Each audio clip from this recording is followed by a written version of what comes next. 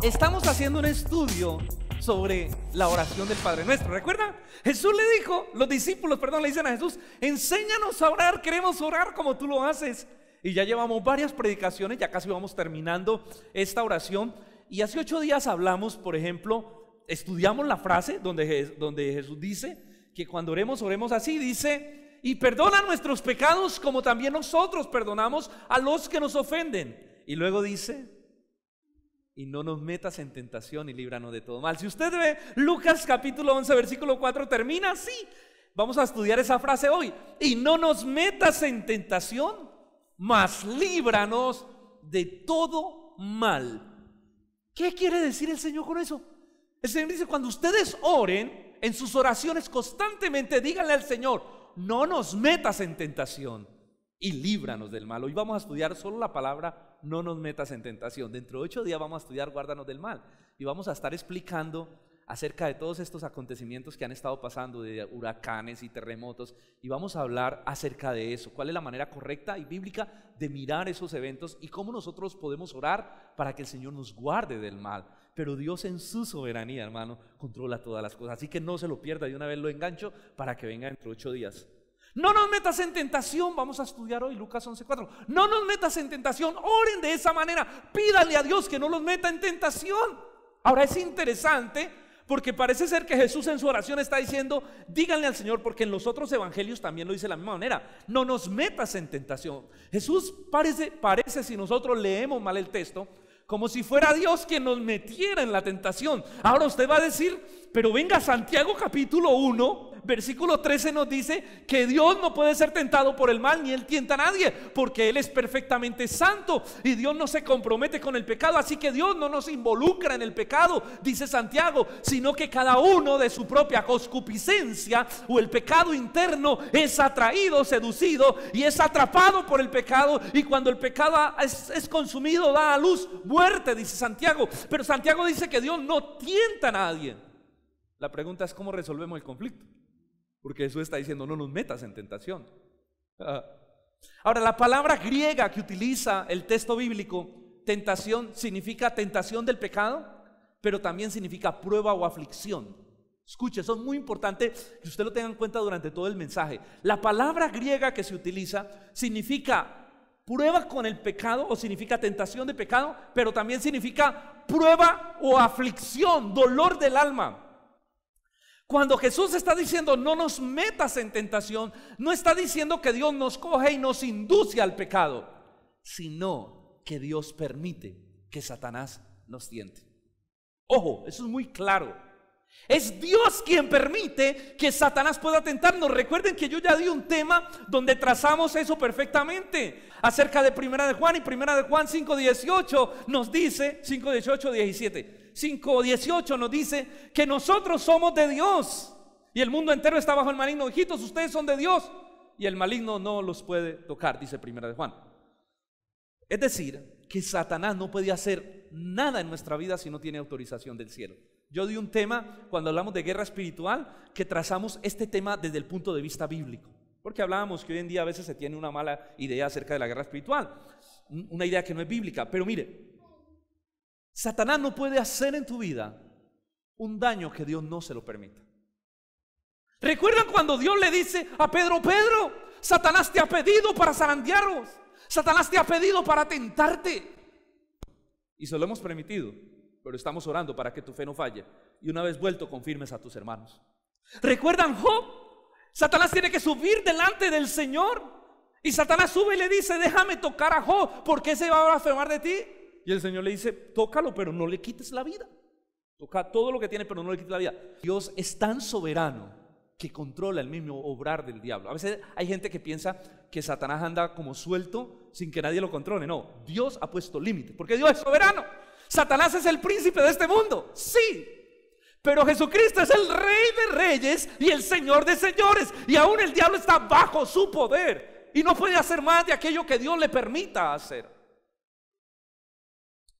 Por ejemplo, ahora con todo este tema de temblores y terremotos, algunos creen que es Satanás quien está detrás de todo eso, y entonces reprenden los tornados, reprenden los terremotos, porque piensan que es un demonio. Pero cuando tú vas a la Escritura La escritura no muestra, eso lo voy a explicar entre ocho, ya le voy a dar un adelanto. La escritura no muestra que Dios es soberano y Dios es quien controla todo. ¿Recuerdan cuando Él reprendió los vientos y la mar y los discípulos tuvieron gran temor y dijeron, ¿quién es este que aún los vientos y la mar le obedecen? Dios es soberano, a Dios no se les da todo pasa por el permiso de Dios. Es que si no fuera así, déjeme decir una cosa, entonces Dios no sería Dios. ¿Cómo así que a Dios entonces se le escapó algo de las manos? Y Dios dice, ay, ¿en qué momento se me escapó esto de las manos? ¡No! Él es Dios soberano, controla las cosas. Le estoy adelantando algo dentro de 8 días. Así que en lugar de orar para reprender los huracanes, necesitamos orar para que Dios nos guarde del mal. Y para que Dios guarde a esas personas. Y para que el propósito de Dios se cumpla. Y la gente llegue a Cristo. Porque todas estas cosas pasan como una voz del cielo, llamando a los hombres a la salvación y al arrepentimiento. Porque nosotros somos un pueblo rebelde que ha blasfemado contra Dios. Y que poco a poco estamos sacando más a Dios y más a Dios. Y la misma naturaleza está hablando que hay un Dios en los cielos que está diciendo, aquí estoy yo y sigo siendo un Dios glorioso. Así que Satanás no podrá hacer nada más allá de lo que Dios lo permite. Entonces, no es Dios quien nos introduce en el pecado, es nuestro pecado, nuestra concupiscencia, dice Santiago, pero Dios permite que seamos tentados. Y Dios permite que muchas veces el diablo nos aflija. Recuerdan a Pablo también con su aguijón en la carne. He orado 3 veces para que el Señor me quite este mensajero de Satanás. Y Dios me dijo, no te lo voy a quitar, bástate mi gracia, porque mi poder se perfecciona en tu debilidad. Dios había permitido ese sufrimiento en Pablo para mantenerlo aplacado, para que no se elevara sobremanera. Así que Dios permite la aflicción, Dios permite la prueba, Dios permite inclusive la tentación para formarnos, para tratar con nosotros, para formar en nosotros el carácter de Cristo. Y eso es claro en toda la Escritura. Toda la Escritura nos habla de eso. Hermano, Dios permite entonces que Satanás nos toque en su soberanía. Por eso Jesús nos enseña que debemos orar constantemente, Señor, no nos metas en tentación, guárdanos del mal, líbranos. Esa debe ser una de nuestras oraciones constantes. Pero escuche, esa oración, no nos metas en tentación, solo proviene de un corazón que ama a Dios tanto que no quiere pecar contra Él. ¿Soy claro? O sea, esa oración proviene de un corazón que ha adquirido sensibilidad frente al pecado. Una oración, un corazón que ama a Dios y dice, no quiero pecar contra ti. Un corazón que tiene una conciencia de pecado. Un corazón que sabe que es vulnerable y que puede caer fácilmente en el pecado. Un corazón que conoce el dolor y el daño que el pecado produce. Santiago dice, el pecado una vez consumado da a luz muerte. El pecado trae en sí mismo castigo. Una persona que comprende esto constantemente está orando, Señor, líbranos. ¿Sabe por qué? Porque Satanás anda como un león rugiente buscando a quien devorar. Y sus acechanzas están siempre sobre los hijos de Dios. Él acecha, Él tienta, Él tiende lazo. Él está allí, hermano, Él es el enemigo de nuestra alma. Por eso, la oración es, Señor, protégenos de las acechanzas del diablo, guárdanos, no nos dejes caer en tentación. ¿De qué manera la oración pues nos libra de la tentación? ¿De qué manera la oración nos puede librar a nosotros de la tentación? Es la pregunta que surge cuando estudiamos esta frase de Jesús. Hoy vamos a estudiar un texto, porque vamos a ir de este texto, vamos a saltar a uno que nos habla específicamente de cómo la oración nos libra cuando estamos en momentos de tentación, o recuerden que la misma palabra se traduce por prueba o angustia. Por favor, vaya conmigo a Lucas capítulo 22, la oración de Getsemaní. Lucas capítulo 22, versículo 39 al 46. Hoy vamos a observar 2 verdades fundamentales en este texto, que es la oración de Jesús antes de ir a la cruz, minutos antes de ir a la cruz, en el huerto de Getsemaní, en el monte de los olivos. El Señor tiene este encuentro con Dios, pero también tiene este encuentro, esta tentación tan profunda. Es la tentación más agresiva que nuestro Señor libra antes de ir a la cruz del Calvario. Miren, hoy vamos a ver 2 verdades fundamentales del texto. Por favor, miremos la primera. Miremos el versículo 39 al 40. Dice así de Lucas 22: y saliendo se fue como solía al monte de los olivos, y sus discípulos también le siguieron. Cuando llegó a aquel lugar les dijo: oren para que no entren en tentación. Y se apartó de ellos a distancia como de un tiro de piedra, y puesto de rodillas oró al Señor. La primera verdad que encontramos en este texto, que nos enseña este texto, de cómo la oración nos libra de la tentación, es que la oración Escuche, la oración nos abre una puerta de escape. La oración nos abre una puerta de escape. Jesús era un hombre de oración. Mire que el texto empieza diciendo, el versículo 39, y saliendo se fue, ¿cómo? ¿Se fue cómo? Como solía. ¿Qué significa ese como solía? Significa que era algo que él hacía constantemente. Significa que lo hacía, ya era una costumbre, era un hábito, era algo que él hacía constantemente. Se fue al monte de los olivos a orar. La oración para Jesús era algo que él hacía constantemente. No era un evento, era algo que él hacía constantemente. Y algo interesante es que el Señor buscaba, claro, el Señor durante su ministerio siempre estaba rodeado de personas. Todo el mundo estaba detrás de él para que lo sanara, para que lo liberara. Las ciudades venían delante del Señor para que hiciera milagros, para escuchar su predicación. Tenía por un lado los fariseos también acusándolo, los saduceos diciendo eso no está en la Biblia. Tenía todo el mundo detrás de él. Estaba rodeado de personas. Entonces, ¿qué hacía el Señor? Se apartaba de todo el bullicio, se apartaba de toda la gente para poder estar en un lugar a solas y orar. El Señor buscaba normalmente los montes, y parece ser que el monte de los olivos, porque Juan luego nos dice que era uno de los lugares más predilectos de Jesús para orar y reunirse con sus discípulos. Era el monte de los olivos, tal vez por la vista maravillosa que ese monte tiene de Jerusalén. Lo digo por los comentarios, porque yo no he ido al monte de los olivos. Pero dicen que tiene una vista maravillosa. Ustedes dicen, ay, pastor, ya fue al monte de los olivos. No, yo tengo una mamá que se llama Oliva, pero el monte de los olivos no lo conozco. Pero parece ser que Jesús amaba ese lugar para orar. Uno, por la quietud y ese huerto de Getsemaní, y otro por la vista para poder orar por la ciudad. Era un lugar apartado. ¿Sabe qué me enseña eso, hermano? Definitivamente nosotros necesitamos escapar para orar. Una de las razones por las que fácilmente caemos en la tentación es porque descuidamos nuestra vida de oración por los afanes de este mundo. Porque estamos llenos de cosas todos los días. Desde que nos levantamos hasta que nos acostamos estamos haga y haga y haga. Somos activistas. Y claro, tenemos responsabilidades con las cuales cumplir. Pero si algo nos enseña Jesús es que necesitamos aprender a escapar de nuestras actividades, a dejar nuestras tareas a un lado y dedicar tiempo a Dios. A veces mantenemos muy ocupados. Hoy hablaba con una joven de nuestra iglesia que no venía hace días. No, es que tantas tareas y tantas cosas. Sí, claro, tenemos muchas cosas, pero la prioridad número uno en tu vida es el Señor. Si tú amas al Señor, si tú has nacido de nuevo, tu prioridad debe ser Jesucristo, debe ser la intimidad con el Padre. Hermano, busquemos lugares donde podamos apartarnos del bullicio. Claro, Jesús, un hombre santo, la segunda persona de la Trinidad, yo creo que se cargaba con tanta cosa y tanto pecado y tanta situación que había en el mundo, y él se retiraba para estar a solas con su Padre. Además, Jesús, antes de enseñarnos la oración del Padre Nuestro, dice: ustedes cuando oren, entren a su cuarto, cierren la puerta, y cerrada la puerta, oren a su Padre que está en lo secreto, y su Padre que ve en lo secreto lo recompensará en público. Eso de que nos habla de intimidad.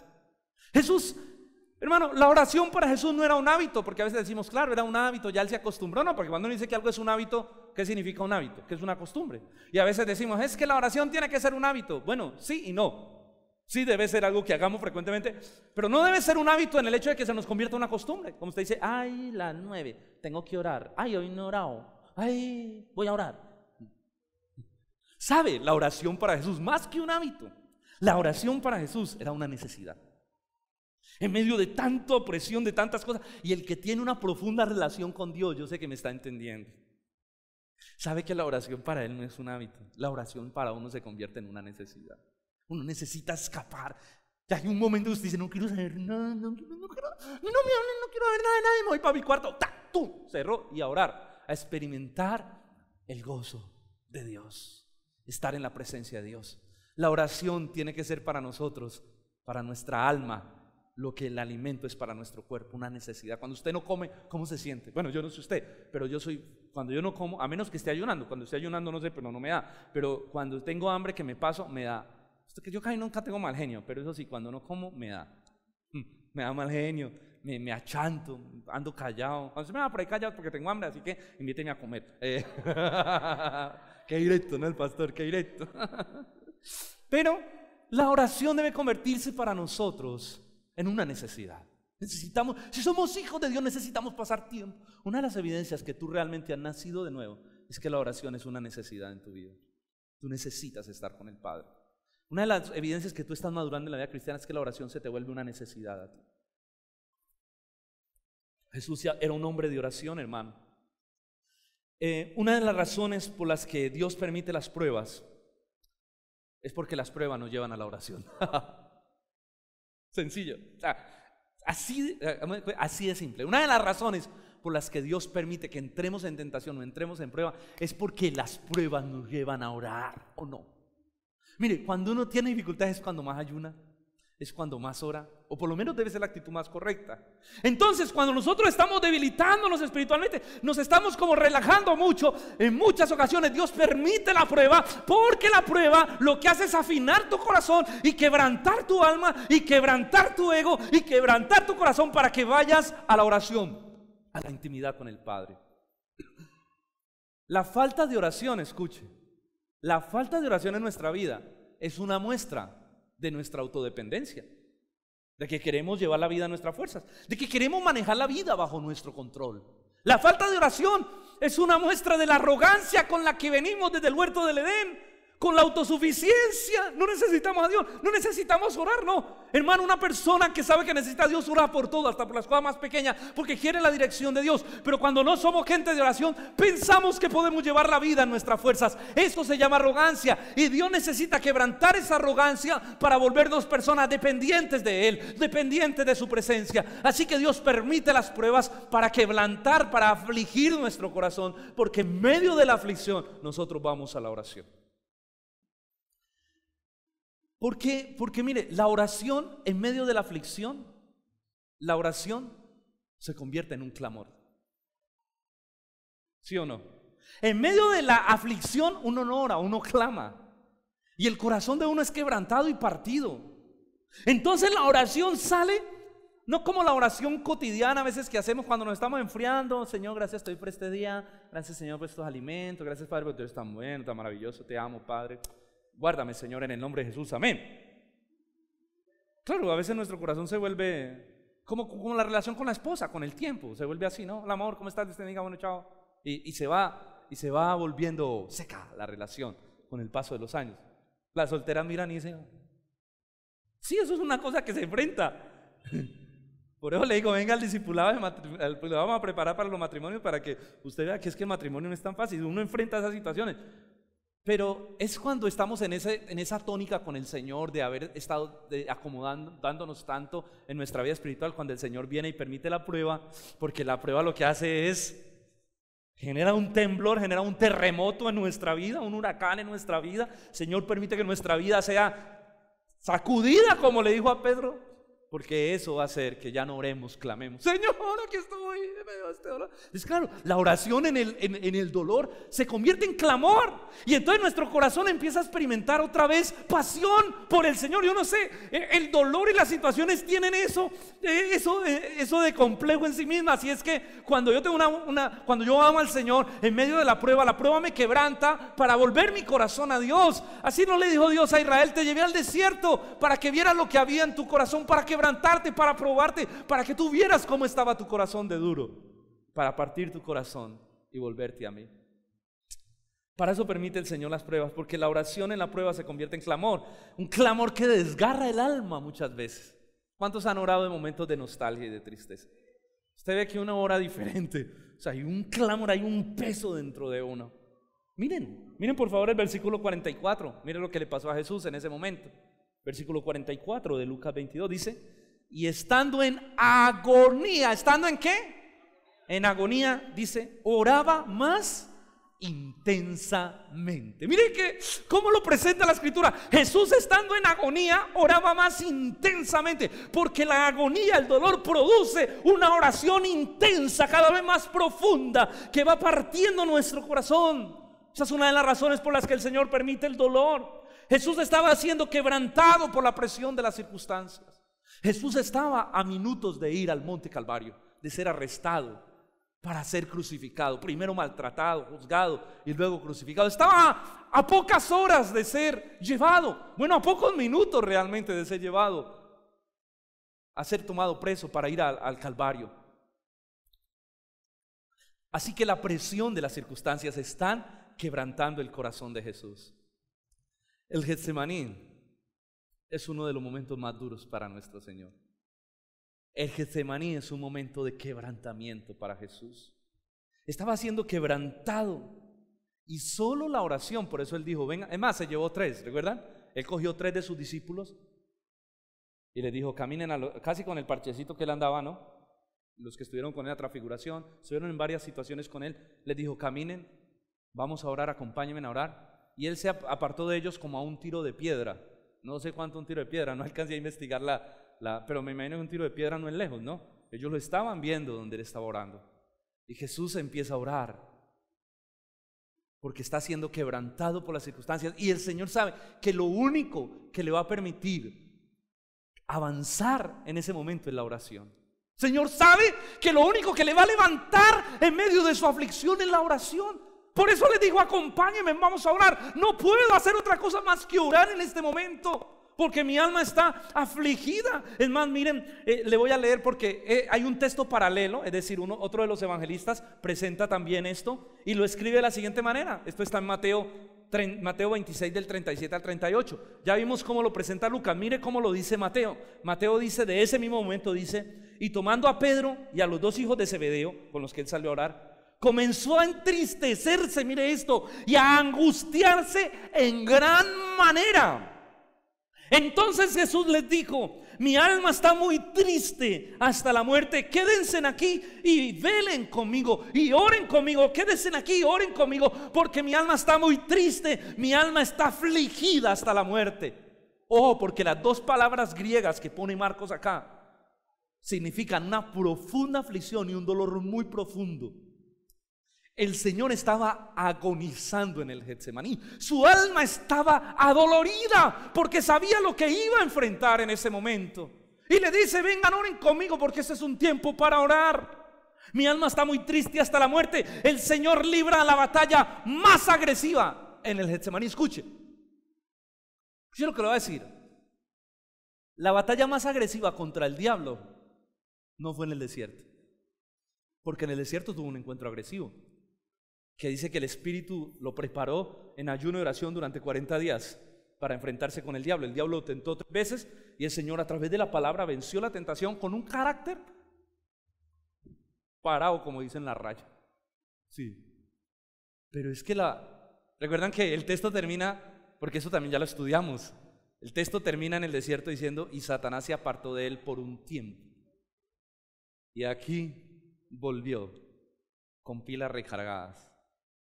La batalla más agresiva de Jesús contra el diablo la libró en el Getsemaní. Ahora usted me va a decir, pero ¿dónde dice que el diablo estaba ahí? ¿Dónde dice el texto que el diablo lo estaba tentando? El texto no muestra a Satanás, pero el texto sí muestra que era una tentación, porque el Señor lo dice en sus frases. Cuando ya llegó a aquel lugar le dijo a sus discípulos, velen y oren para que no entren en tentación. ¿Qué significa eso?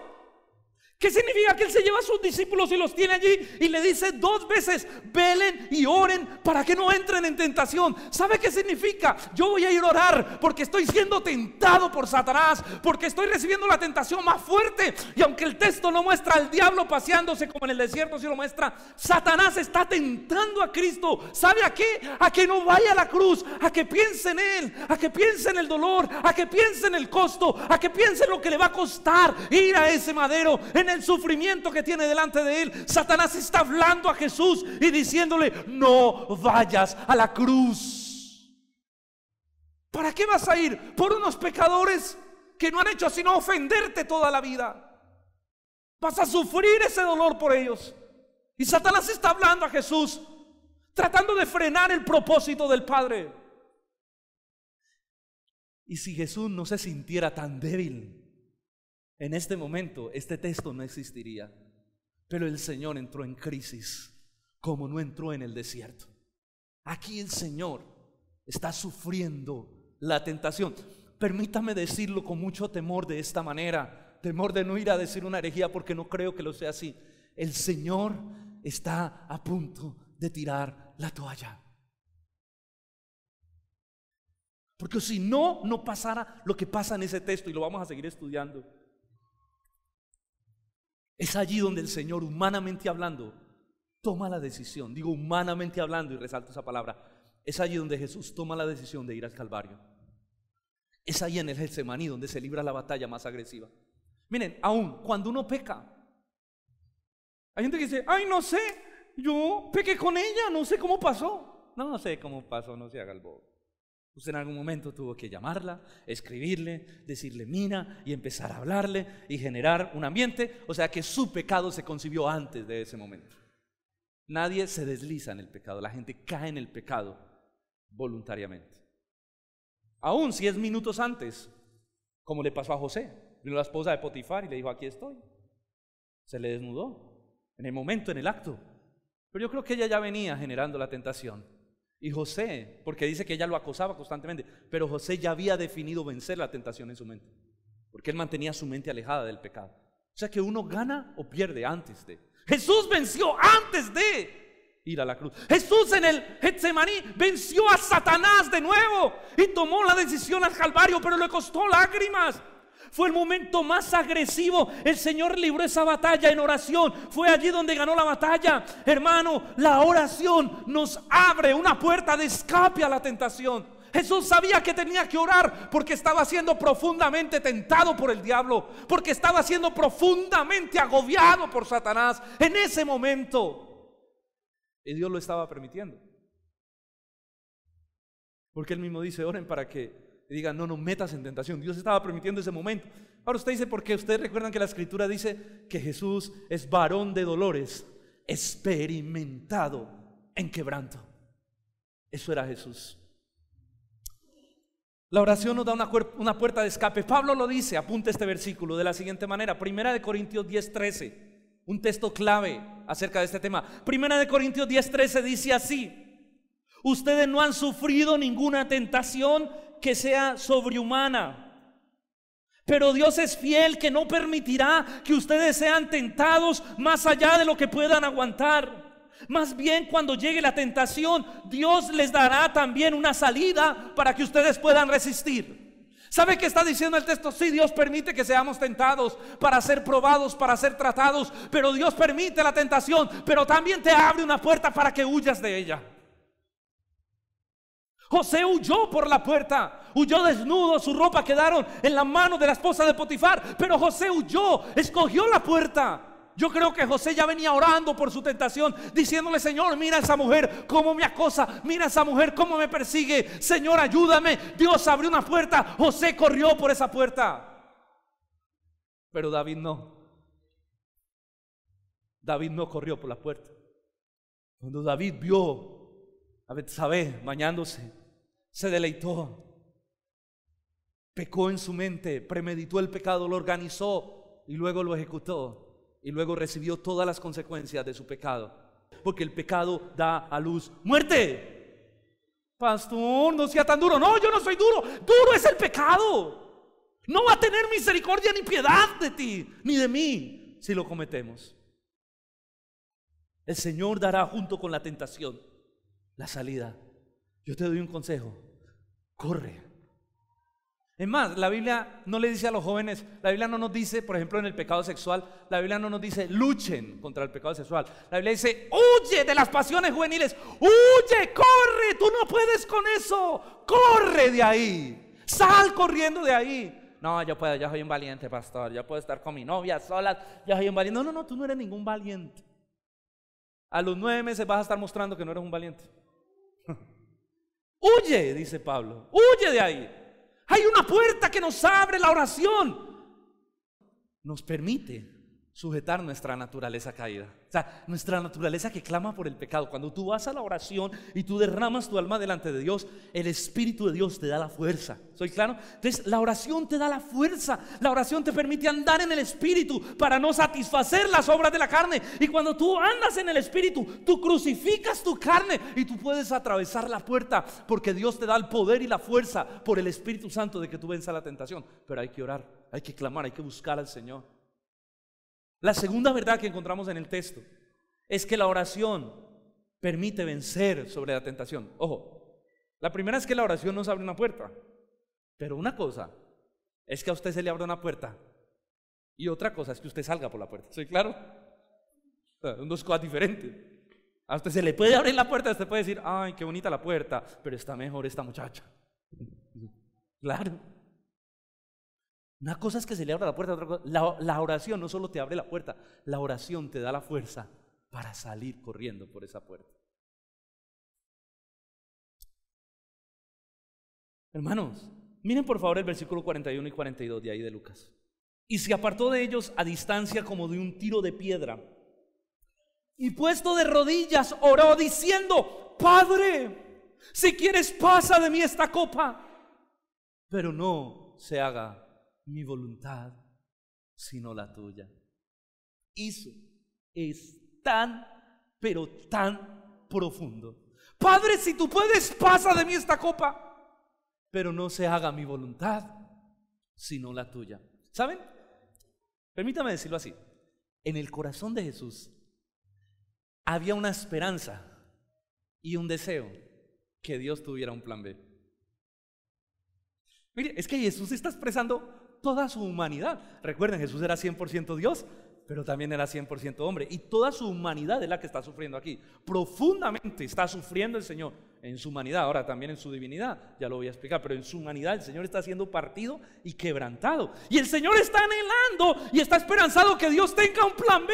Yo creo que Jesús está pensando, si cuando Abraham Dios le dijo que sacrificara a su hijo, ¿recuerdan el texto? El Señor tal vez está pensando, si cuando Abraham iba a matar a su hijo, cuando Abraham ya tomó la decisión, iba a bajar el cuchillo, porque eso es un prototipo de Cristo, es una alusión a Cristo. Entonces cuando Abraham iba a bajar el cuchillo para sacrificar a su hijo, el Señor le dice: detente, Abraham, ahora sé que eres un hombre que teme a Dios y que no rehusas entregarme nada, no mates a tu hijo. Pero él ya lo había matado en su corazón. Yo creo que el Señor Jesús está diciendo: Señor, yo sé que si lo hiciste con Abraham, tal vez puedes decirme ahora no vayas a la cruz, hijo, tengo otro plan. He probado que eres fiel y obediente a mi mandato. Pero saben, en el asunto de la salvación no había otra manera. Escuchen, no había otra manera de que tú y yo fuéramos perdonados si no era la cruz del Calvario y el sufrimiento de Jesús, que era un varón de dolores, experimentado en quebranto. Él tuvo que ser sujetado a quebrantamiento por Dios para poder darte salvación, para poder darme salvación. No había otra manera de hacer eso. Miren, pensemos solamente de una manera lógica. Ustedes saben que Dios es omnisciente, perfectamente sabio, todopoderoso, y Dios programó ese evento desde antes de la fundación del mundo. Además, Dios es amoroso y Dios ama al Hijo con amor eterno. Si nos ama a nosotros, la Trinidad se ama con un amor perfecto, absoluto y eterno. Y Dios planeó todo y Dios dijo: hijo, no hay otra alternativa, debe ser así, no hay otra manera. Si hubiera otra manera ya lo hubiéramos planeado desde antes de la fundación del mundo, pero este es el único camino. Tienes que ir a la cruz, tienes que sufrir y experimentar el castigo para que los hombres que crean en ti sean salvos. No hay otro plan, no hay plan B como con Abraham. No hay plan B. No hay plan B. Su corazón está siendo muy confrontado por ir a la cruz. Allí vemos la humanidad de Jesús desfalleciendo completamente, partiéndose en 1000 pedazos. Miren, la humanidad de Jesús está siendo quebrantada porque, por favor recuerden, Jesús es 100% Dios y 100% hombre. En su divinidad, el Señor entendía en su divinidad todo lo que tenía que pasar y afrontar. El Señor entendía perfectamente el quebrantamiento y el plan y todo lo que le iba a suceder. El Señor tenía en su mente una imagen clara de todo, pero su humanidad entró en crisis. Es como, permítanme ponerlo de esta manera, es como si su divinidad, en su omnisciencia y en su sabiduría de todas las cosas, hiciera que su humanidad se partiera en 1000 pedazos. Es decir, su humanidad está diciendo: no sé si pueda, no sé. ¿Soy claro? O sea, su divinidad le muestra el panorama, pero su humanidad se quebranta. ¿Y por qué digo esto? Porque se quebranta al punto de que llegó a experimentar algo que pocas personas en su vida, muy pocas, experimentan. Y eso no lo presenta Lucas. Fue tal la crisis. Mire lo que Lucas ve que los demás no ven. Y Lucas lo ve, ¿sabe por qué? ¿Sabe por qué Lucas ve esto? Aunque a Lucas le cuentan, no es que lo haya visto, pero él escribe esto porque él es médico y Lucas sabía lo que Jesús estaba viviendo. Mire al punto de quebrantamiento y de aflicción que llegó el Señor en el Getsemaní. Versículo 44 de Lucas dice: y estando en agonía oraba más intensamente, y era su sudor como gotas grandes de sangre que caían hasta la tierra. ¿Y era qué? Y era su sudor como grandes gotas de sangre que caían hasta la tierra. ¿Saben? Eso lo vio Lucas, y Lucas es el único de los evangelistas que lo resalta porque él es médico. Eso en medicina se conoce como hematidrosis, y es algo que muy pocas personas sufren. La hematidrosis, ¿en qué consiste? Solo una persona que esté profundamente angustiada, profundamente quebrantada y profundamente debilitada puede experimentar esto. Y es que debajo, hermano, del tejido capilar, ¿sí?, debajo de las glándulas sudoríparas, hay unas minuciosas venas de sangre, o unas venas delgaditicas de sangre. Cuando la persona, solo la persona que experimenta o sea, para que llegue a pasar eso, aquí yo creo que ninguno lo ha vivido. Eso solo se experimentan personas que están en una angustia profunda y han tenido un debilitamiento físico muy intenso. ¿Qué sucede? Que las venas diminutas que están debajo de las glándulas sudoríparas se revientan, crack.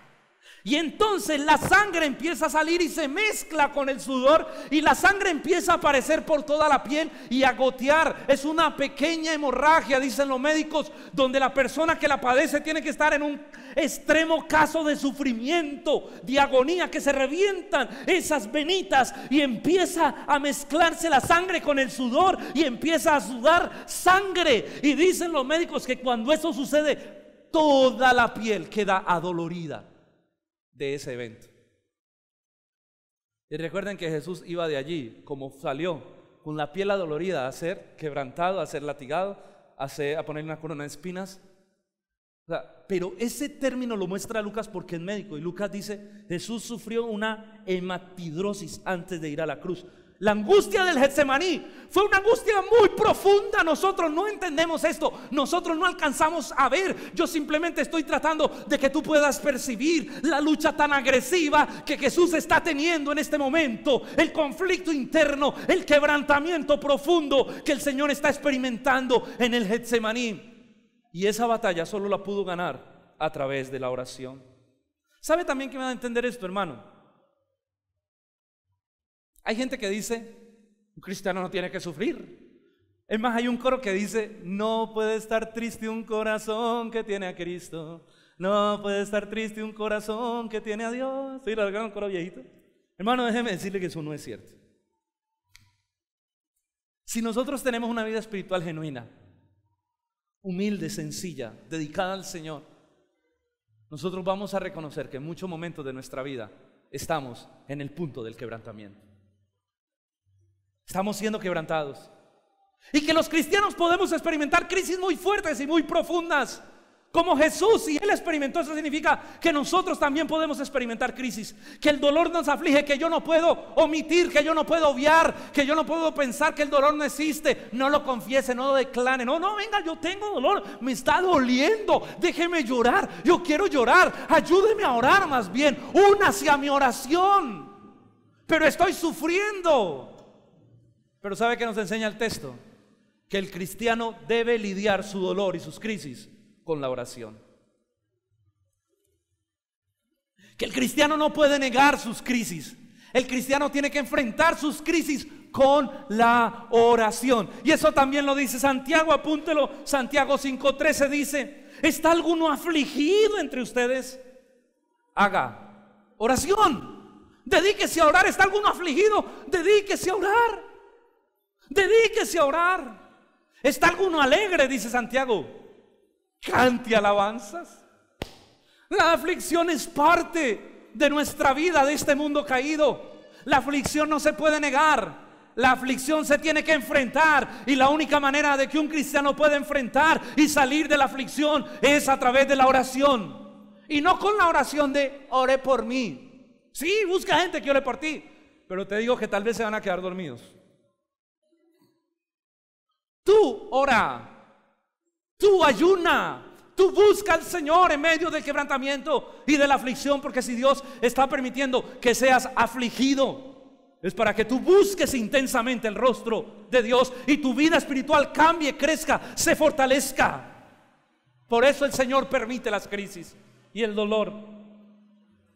Ahora la pregunta es, ¿por qué Jesús entró en este estado tan crítico? Porque es que, escuche, hay crisis de crisis. Yo creo que hasta ahora ninguno ha vivido esa crisis. Yo creo que hasta ahora ninguno ha vivido la crisis al punto que sude gotas de sangre. Ninguno acá. ¿Por qué Jesús entró? ¿Qué era lo que Jesús temía tanto? Porque Él ora de la siguiente manera: Padre, si quieres, pasa de mí esta copa. ¿A cuál copa se refiere el Señor? Pasa de mí esta copa. ¿A cuál copa? Saben, hay gente que dice Jesús era, eso lo dicen personas, sobre todo que no son cristianas, dice Jesús tan cobarde. ¿Cómo muere en vez de morir como un héroe? ¿Cómo va a orar así? ¿Cómo va a decir no quiero ir a la cruz? Hay gente que dice, pero ¿sabe por qué? Hay gente inepta, o perdónenme las palabras, no quiero ser tan fuerte, pero es gente torpe, falta de entendimiento, que no entiende qué era lo que Jesús estaba experimentando. Jesús no le temía a la muerte humana. Jesús no le temía a ser lacerado, a la corona de espinas. Jesús no le temía a los azotes. Jesús no le temía a los clavos. Jesús no le temía a ser maltratado por los hombres. Jesús no temía eso. ¿Sabe por qué lo digo con convicción?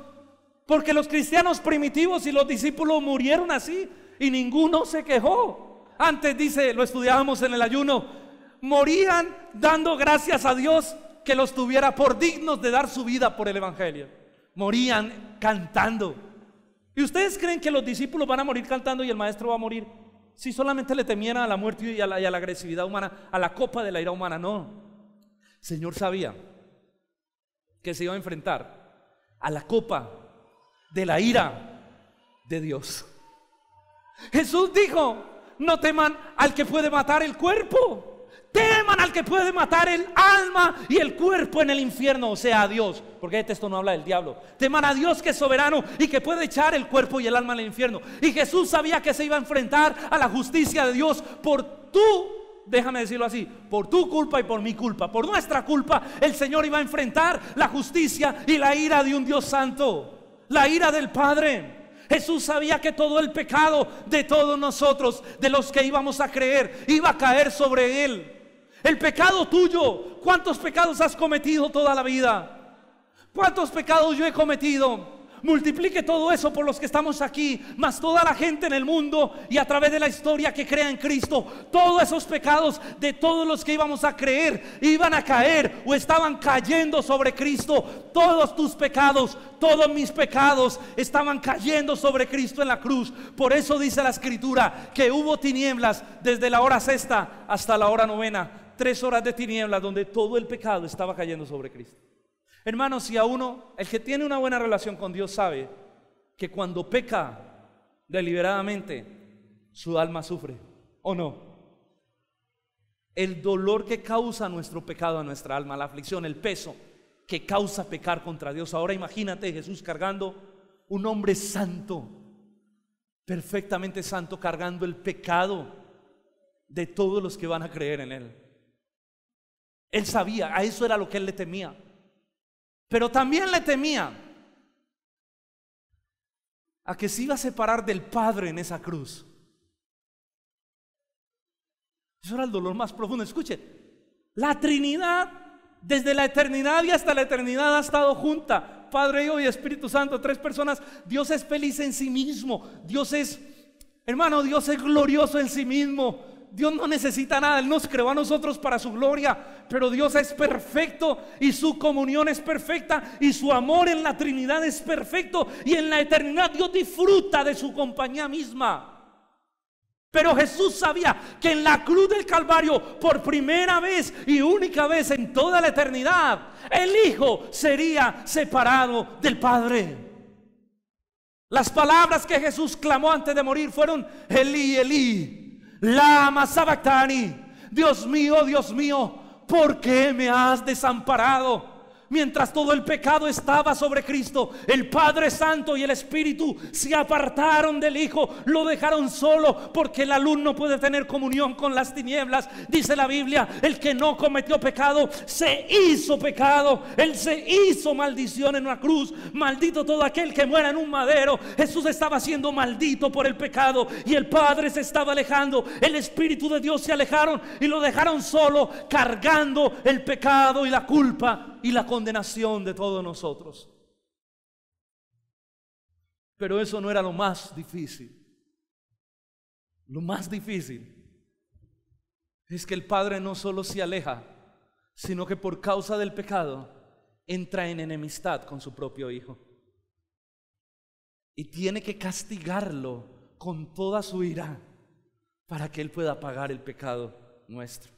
Es decir, la ira de Dios se desata con toda su furia. El cuchillo es bajado y es clavado por el Padre sobre el pecho de Jesús. Es aplastado por la ira de Dios por causa de nuestro pecado. Jesús experimentó toda la ira de Dios que tú merecías, que yo merecías. Jesús en la cruz experimentó el oprobio y la ira y la justicia infinita del Padre. La santidad de Dios lo aplastó en la cruz y cayó sobre Él para que usted y yo no fuéramos al infierno, el cual teníamos muy bien merecido por nuestro pecado. Pero el Hijo recibió el castigo que merecíamos en esa cruz.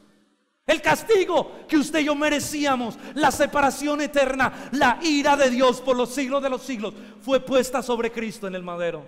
A eso era lo que Jesús temía, no a lo que le pudiera hacer el hombre. Era la ira de Dios. Y por eso su angustia en el Getsemaní, porque Jesús sabía que estaba a pocos minutos de experimentar el acto más atroz y más cruel, no solo de los hombres, sino recibir toda la ira y la justicia de Dios para poder perdonarnos. ¿Por qué cree usted que la Biblia dice: de tal manera te amó Dios, de tal manera te amó Dios a ti, que dio a su Hijo único, para que si tú crees no te pierdas y tengas vida eterna? Eso es gracia, eso es amor. Jesús fue a la cruz porque nos amó. En su mente Jesús libró la batalla en el Getsemaní.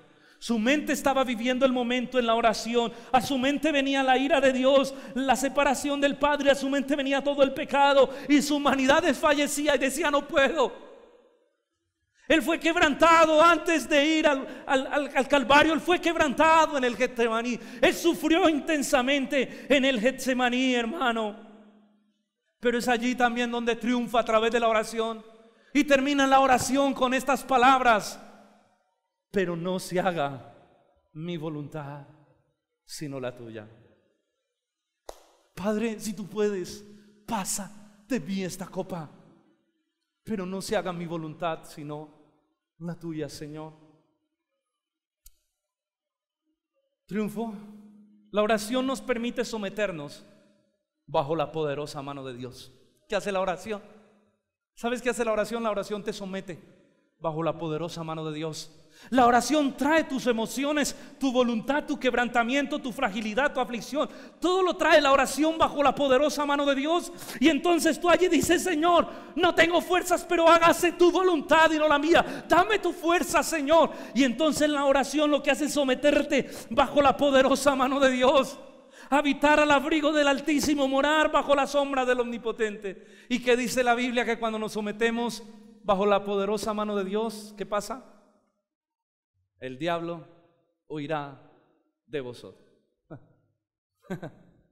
Eso también lo dice Santiago 4:7. Someteos pues a Dios, resistid al diablo y el diablo huirá de vosotros. Hermanos, en el desierto aprendimos que la tentación se libra a través de la Escritura, ¿sí o no?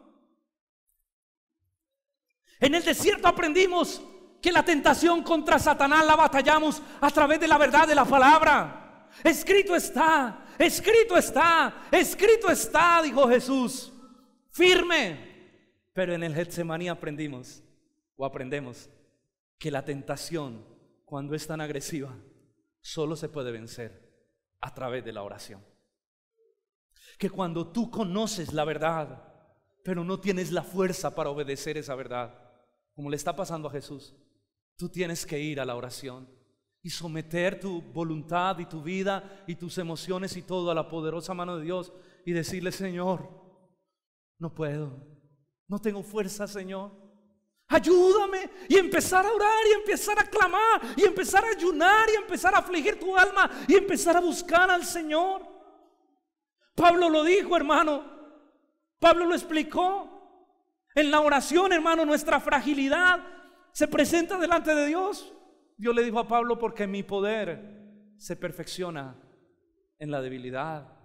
Efesios capítulo 6, cuando habla de la guerra espiritual, de la armadura de Dios, Pablo dice: no tenemos guerra contra sangre y carne, sino contra principados, potestades y huestes espirituales de maldad en las regiones celestes.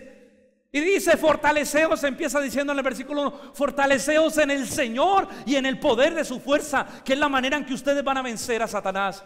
Y en el versículo 18 termina diciendo: velando y orando en todo tiempo, con toda oración y súplica en el Espíritu. Es la oración la que nos prepara, la que nos capacita, la que nos viste, la que nos cubre de poder.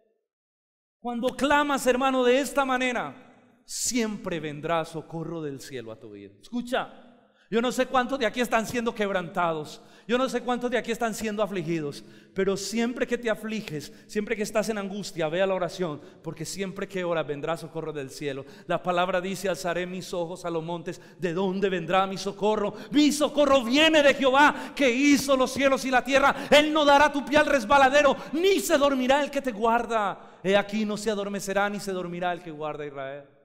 Jesús clamó al cielo: Padre, estoy desfalleciendo. Padre, siento que no puedo. Y dice el versículo 43, léalo: y se le apareció un ángel del cielo para fortalecerle. Llegó ayuda del cielo. Y se le apareció un ángel del cielo, ¿para qué? Cuando tú clamas vendrá ayuda del cielo. Amén. Ahora escucha esto. Nosotros a veces leemos la Biblia tan rápido. Detengámonos aquí un momento. Un ángel fortaleciendo a la segunda persona de la Trinidad, al Hijo. Un ángel por primera vez en la historia, por primera vez en la eternidad, por primera y única vez, un ángel fortaleciendo a Dios. Eso está sucediendo en este momento. Un ángel fortaleciendo a Dios. Eso tiene que ver con la humillación de Cristo. Al punto se hizo hombre que vino un ángel. ¿Tú te imaginas? Piensa metámonos en un momento en la cabeza del ángel. ¿Qué pensaría el ángel cuando estaba allí fortaleciendo? Diciendo: Dios mío, estoy fortaleciendo al Hijo de Dios. Estoy fortaleciendo a la segunda persona de la Trinidad. Estoy fortaleciendo a Dios mismo. ¿Qué pudieron pensar los ángeles en el cielo? Ahora yo me imagino la reverencia de ese ángel para tocar a Jesús y fortalecerlo, para orar por él, para consolarlo. El temor reverente. Pero me imagino a todos los ángeles en el cielo asombrados y diciendo: esto nunca se ha visto. Como Dios manda a un ángel a fortalecer a su Hijo. Eso nunca lo hemos visto. Y yo creo que todos se miraban y decían: ¿pero qué está pasando? ¿Es posible que Él sufra tanto por salvar a los hombres? Ese sufrimiento, Señor, por salvar a los hombres. Yo creo que todos los ángeles en el cielo se miraban unos a otros con cara de asombro. Pero como ellos conocen a Dios, estoy especulando alrededor del texto, yo creo que dijeron: Él sabe. Él sabe. Él tiene todo bajo control. Él es Dios. No lo entendemos, pero lo entenderemos después. Un ángel fortaleciendo el Hijo de Dios. Hermanos, habrá momentos, te voy a decir algo y voy cerrando. Habrá momentos en que la voluntad de Dios para nuestra vida será muy difícil. Habrá momentos. Yo sé que a todos nos gustan los mensajes: y te vas a sanar y Dios te va a bendecir. A mí también me gustan y yo creo que la Biblia habla de eso. Pero habrá momentos, por el texto que estoy hablando hoy, en que la voluntad de Dios será quebranto. En que la voluntad de Dios tal vez sea el Calvario. Hace poco fui a orar por alguien a un hospital. Y uno siempre va con la intención de orar para que se sanen, ¿verdad? Y uno voy a bajar. Pero cuando lo vi, percibí, no sé, algo en mi corazón. No podía orar por sanidad. Yo le dije, ¿sabes qué? Yo voy a compartirte a Cristo y ahora oramos. Y empecé a hablarle el evangelio, porque era una persona inconversa. Empecé a hablarle el evangelio y hablarle el evangelio, pero yo en mi corazón sabía que ese hombre no iba a vivir. Yo dije, o es ahora o es nunca, tengo que hablarle el evangelio. Empecé a hablarle el evangelio, esa persona fue quebrantada. Luego oré para que se hiciera la voluntad de Dios. A los 2 días murió el Señor. Porque no siempre la voluntad de Dios, no siempre, o sea, siempre es buena, agradable y perfecta, pero no siempre es como tú esperas y yo espero. Jesús dijo, si tienes un plan B, hazlo. Dios dijo, no tengo un plan B, este es lo mejor, este es el plan perfecto. Debes ir al Calvario, debes ir a la cruz. Muchas veces la voluntad de Dios será difícil para tu vida. ¿Recuerdan a Esteban? Cuando lo estaban apedreando, Esteban dijo, veo los cielos abiertos y al Hijo de Dios sentado a la diestra del Padre, mientras lo apedreaban y lo mataron. Porque toda la iglesia oraba para que Dios lo librara, pero Dios dijo, no es su hora, lo quiero conmigo. Dios le dijo a Pablo, instrumento escogido me es este y le mostraré cuánto es necesario sufrir por causa de mi nombre. En naufragios sin número, en azotes, lo apedrearon y salió vivo Pablo. Pablo sufrió mucho. No siempre la voluntad de Dios para nuestra vida es que vivamos gozosos y felices.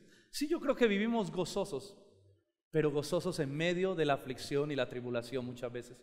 Pero escucha, aunque eso pase, siempre la voluntad de Dios siempre será buena, agradable y perfecta, aunque no lo entiendas en ese momento. Siempre será buena, siempre será agradable y siempre será perfecta, aunque estés en la crisis más profunda, aunque tu mente esté en shock y tu corazón en shock. Dios tiene el control, sométete a Él. Dios cuidará de ti y Dios te fortalecerá para que pases el valle de sombra de muerte. El Señor es mi pastor, nada me faltará, aunque ande en valle de sombra de muerte, no temeré mal alguno, porque tú, oh Dios, estarás conmigo. Tu vara y tu callado me infunden aliento. Mantén el corazón correcto, sométete a la soberanía de Dios y deja que del cielo venga tu fortaleza. Tal vez esta vez no habrá una puerta de escape, tal vez el Señor te dice no hay puerta para esta aflicción, pero hay fortaleza para tu vida del cielo. Y hay gozo del cielo. Mi hermano, conclusión. Jesús nos enseña lo que hay que hacer en medio de la aflicción. Los discípulos nos enseñan lo que no hay que hacer en medio de la aflicción. Miren el texto, versículo 45. Cuando se levantó de la oración, vino a sus discípulos y los halló durmiendo a causa de la tristeza.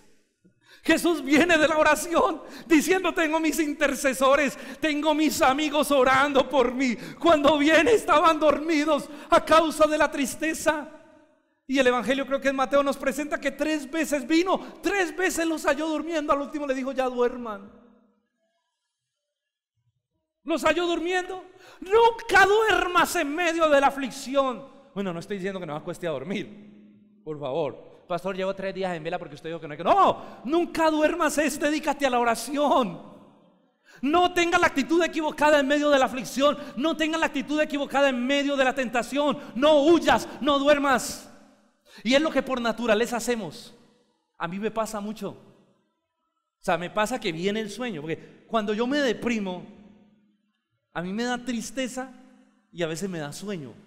Y es natural que en nuestra humanidad empecemos a sentir cosas. Y es allí donde yo tengo que luchar contra eso y decir no. Hermano, no tomes aquello, no hagas aquello que naturalmente nosotros hacemos en medio de la aflicción. Muchas veces, ¿sabe qué hacemos? Buscamos una distracción. ¿Cómo entretenernos? Voy a hacer esto, voy a entretenerme para ver si salgo de este problema. Bueno, no estoy satanizando el entretenimiento. Creo que el entretenimiento es bueno y a veces ayuda. Pero cuando estés en un momento de estos, no busca nada de eso. Busca la oración, aflige tu alma en la oración. Ve a la presencia del Padre, busca ayunar. Pon tu alma delante de Dios y dile: Señor, necesito ayuda del cielo. Pero nunca duermas como los discípulos a causa de la tristeza. Mateo lo dice de esta manera: Jesús vino y les dijo: velen y oren para que no entren en tentación. El espíritu a la verdad está dispuesto, pero la carne es débil. Escucha, siempre vas a enfrentar un conflicto en medio de la tristeza, en medio de la aflicción. No vas a querer orar.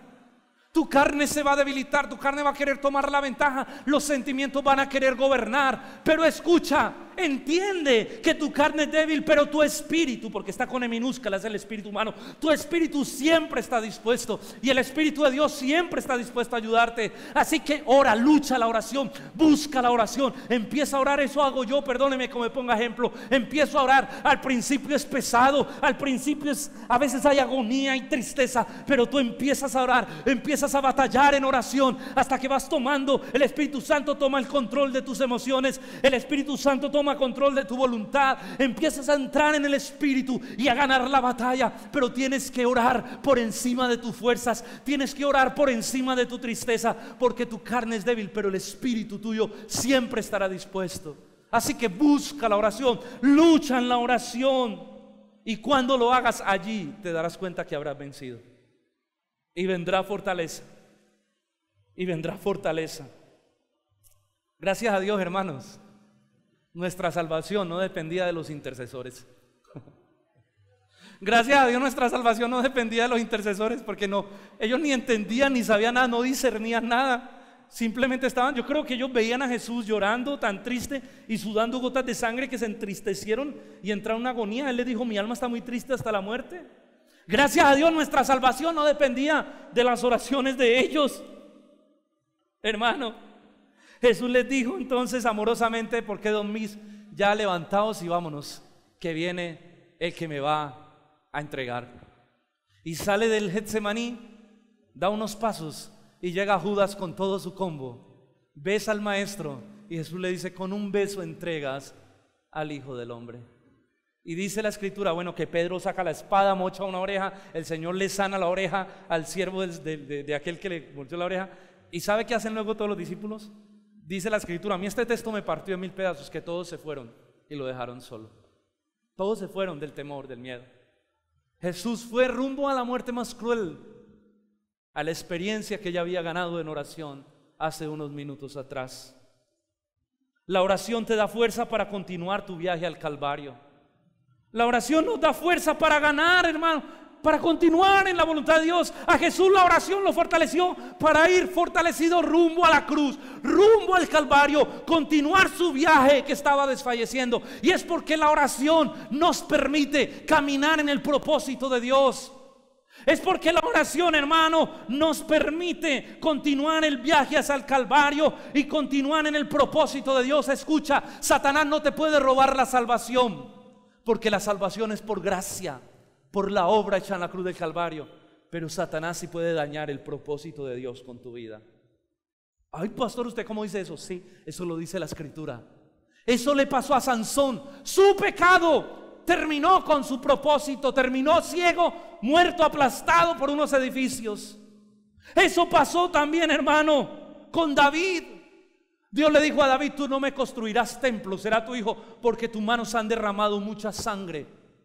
Eso pasó también con Moisés, cuando Dios le dice: tú no verás la tierra prometida a causa de tu pecado, por haber golpeado la roca. Hiciste muy buen trabajo todos estos años, pero no verás la tierra. No entrarás, solo la verás por haber golpeado la roca. Cómo el pecado frena el propósito, cómo el pecado nos distrae y cómo el pecado puede, hermano, terminar desviándote del propósito de Dios para tu vida. Lo digo porque creo en la soberanía de Dios. Sí, creo en que Él es soberano, pero también creo en la responsabilidad humana, en nuestra responsabilidad de guardarnos en santidad para el Señor. Solo una vida de oración nos permitirá caminar con fidelidad en el propósito que Dios diseñó para nosotros y atravesar todos los Getsemaní que tengamos que atravesar durante esta vida. Pero yo te quiero decir algo en esta noche y termino. Si Jesús necesitó orar para vencer la tentación, ¿cuánto más nosotros? Y que constantemente oremos: Señor, no nos metas en tentación, guárdanos, Señor, líbranos del mal.